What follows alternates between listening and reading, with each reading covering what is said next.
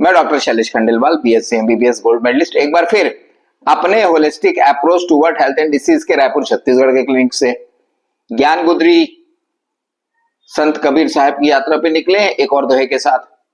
हमेशा की तरह आकर 4,84,84 जाति जीव जंतल नवासी सिया राम सब में जग जाने करूं प्रणाम जोरी जुगवानी। सबको प्रणाम करते हुए काया गुदरी धर्मदास बिन बैकर जोरी साहेब सुनियो बिनती मोरी, काया गुदरी का कहो संदेशा जासे जीव का मिटे अंदेशा। कबीर साहब की जो ज्ञान गुदरी यदि किसने पढ़ ली तो मेडिकल साइंस को समझने क्या बहुत इजी उसको एक मेथड मिल जाएगा।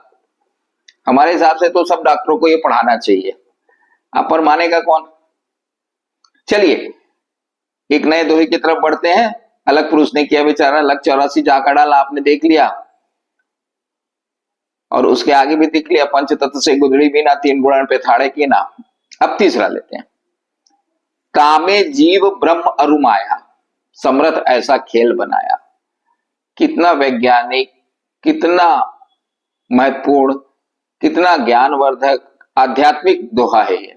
तामे जीव ब्रह्म अरुमाया। पंच तत्व से गुदड़ी तो बन गई, ये जो गुदड़ी आप देख रहे हो। तामे जीव, अब समझिए चीज को।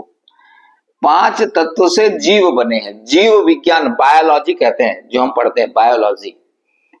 उसमें प्राणी जगत और वनस्पति जगत, इंग्लिश में जूलॉजी, बॉटनी। शुद्ध हिंदी में बोले तो पेड़ पौधे।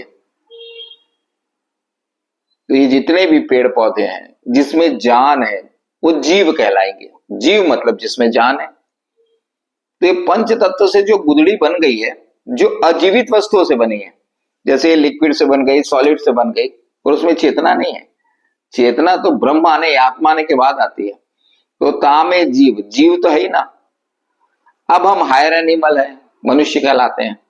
भगवान ने बुद्धि दी है और मन भी दिया है। बुद्धि प्लस मन बुद्धिमान। पूरी दुनिया मन प्लस बुद्धि है, मन से चलती है, तभी मनुष्य कहलाते हैं। मनुष्य का मतलब आप समझते हैं, जो मन से चलता हो। मन प्लस बुद्धि मंद बुद्धि। तो तामे जीव ब्रह्म। अब आप समझिए, पहले से बता चुके हैं, ईश्वर अंश जीव अविनाशी, तुलसी बाबा लिख गए। ईश्वर के अंश है हमारे अंदर, ब्रह्म मतलब ईश्वरीय अंश हमारे अंदर है। तो तामे जीव ब्रह्म अरुमाया, ये मायावी शरीर है। ये पंच महाभूत से बना हुआ शरीर जीव में मायावी है और यही सब खेल खेलते रहता है। तामे जीव ब्रह्म अरुमाया समरथ ऐसा खेल बनाया। ये पूरी दुनिया जो आपको लगती है ना, आप इसको सच मान बैठे। ये भगवान का एक खेल है, एक प्लेग्राउंड है। यहां पे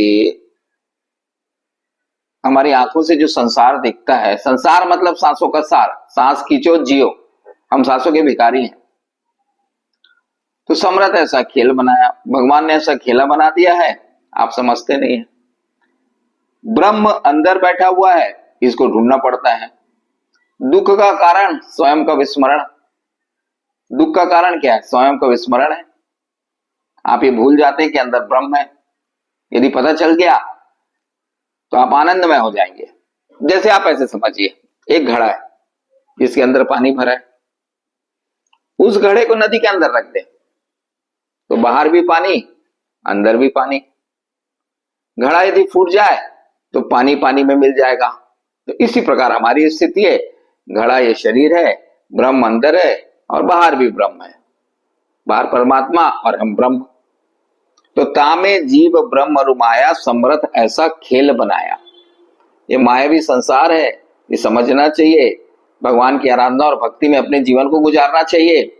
तभी आप समझ पाएंगे कि ये दुनिया में ये शरीर आपको गवर्न कर रहा है, जबकि आपका निज सहज स्वरूप कुछ अलग है। आपको शरीर को गवर्न करना है। और यदि आप इस स्थिति में पहुंच गए तो आनंद की स्थिति कहते हैं इसे। पर कैसे आएगी? भगवत ध्यान से आएगी, भगवत भजन से आएगी, सत्कर्म से आएगी, सत्संग से आएगी, कबीर जी के दोहे से आएगी। तामे जीव ब्रह्म अरुमाया समरथ ऐसा खेल बनाया।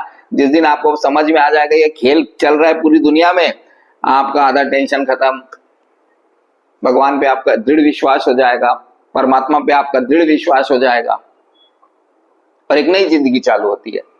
तो कबीर साहब के दोहे को समझिए, अपने जीवन में उतारिए। संत कबीर जी ने जो कहा है उसको समझिए, बार बार मनन करिए, ज्ञान बुद्धि पढ़िए, हमेशा स्वस्थ रहे, मस्त रहे। जय हिंद, जय भारत, जय छत्तीसगढ़।